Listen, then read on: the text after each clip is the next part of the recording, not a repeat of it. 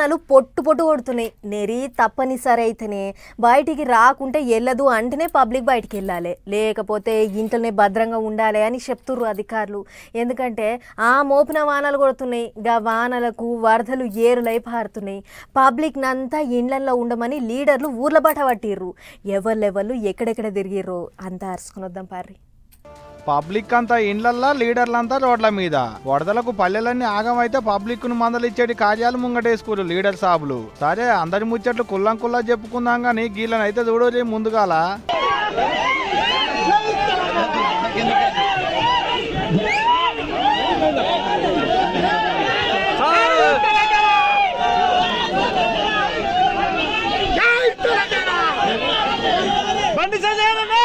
ఉప్పు మిరపకాయ లెక్క నుండేటి సెంటర్ మంత్రి Bandi Sanjay sir, car party ముఖ్య లీడర్ కేటీఆర్ సారు ఇద్దరు పబ్లిక్ నడుచుకునేటి పని మీద కరీంనగర్ జిల్లాలున్న నార్మాల ప్రాజెక్టు కాడికి పోయిన కాడ గిట్ట తారాసపడ్డారు. చేతుల్లో చెయ్యేసి మురిసిపోయి ఒకరికొకరు.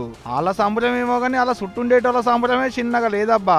ఇగిటు సీఎం రేవంత్ రెడ్డి సారు పెద్దపల్లి, కామారెడ్డి, మెదక్ జిల్లాలలో ఏరియల్ సర్వే చేసిండు సీఎం సారు. గాలి మోటలెక్కి తిరుగుకుంటా ఈ నడమబడ్డ వానలకు పంటలు ఎంత ఆగమైంది, ఊర్లెట్ట చెరువులైంది చూసిండు. లెక్కకైతే పొద్దుగాలనే ఏరియల్ సర్వే చేసేడుతుండే. ముసురు పడుతుండేటాలకు వాతావరణం మంచిగా లేదని ఆఫీసర్లు ఆపితే జరంతా నిమ్మలమైనాక మళ్ళా గాలి మోటార్ ఎక్కిండి అన్నట్టు. గాలి మోటార్ ఎక్కి తిరుక్కుంటా అంతా అరుచుకున్నాక ఆడికెంచి కామారెడ్డికి పోయి వరదల మీద సమీక్ష పెట్టిండు సీఎం సారు. ఇటు మంత్రులు, ఎగస్ పార్టీ లీడర్లు సుతా వరదలెళ్లి పబ్లిక్ తిప్పల పడ్డ జాగలలోకి పోయి పబ్లిక్ తిప్పలంతా అరుచుకున్నారు. మంత్రి సీతక్క కామారెడ్డి జిల్లాలో తిరిగి వరదలతోని జనాలు పడుతున్న తిప్పలంతా అరుచుకొని వచ్చింది. జిల్లాకు ఇన్ఛార్జి మేడం ఆమె. జుక్కల్ ఎమ్మెల్యే తోట లక్ష్మీకాంతరావు సారు వరద బాధితులను బస్సులలో ఎక్కించుకుపోయి ఫంక్షన్ హాల్లో పెట్టి ఆకలి తీర్చిండు. వరదలు తగ్గేంత వరకు అన్ని సారే చూసుకుంటానని చెప్పిండు కూడా.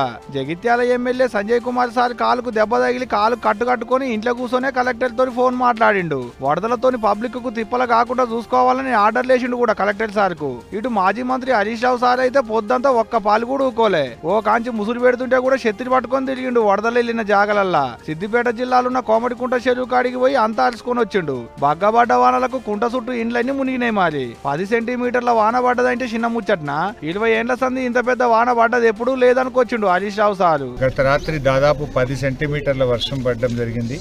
సిద్దిపేట పట్టణ పైభాగంలో ఉన్నటువంటి తొగుట మండలంలో కూడా 20 సెంటీమీటర్ల వర్షం పడి మరి పెద్ద ఎత్తున వరద నీరు రావడం జరిగింది. ముఖ్యంగా ఎన్సాన్పల్లి, తడకపల్లి చెరువులన్నీ కూడా ఓవర్ఫ్లో అయి పట్టణంలో ఉండే కోమటి చెరువు నుంచి నీరు వరద ఉధృతి గత 20 సంవత్సరాల్లో ఎప్పుడూ రానంత వరద ఒకేసారి రావడం వల్ల పట్టణంలోని పలు కాలనీల్లో, లోతట్టు ప్రాంతాల్లో నీళ్లు రావడం జరిగింది. సిరిసిల్ల జిల్లాలో పడ్డ వానలకు పబ్లిక్ పడుతున్న తిప్పలను అరుచుకునేందుకు కేటీఆర్ సార్ పోతే పబ్లిక్ గిట్టొచ్చి గోడు ఎల్లబోసుకున్నారు రావన్న దగ్గర.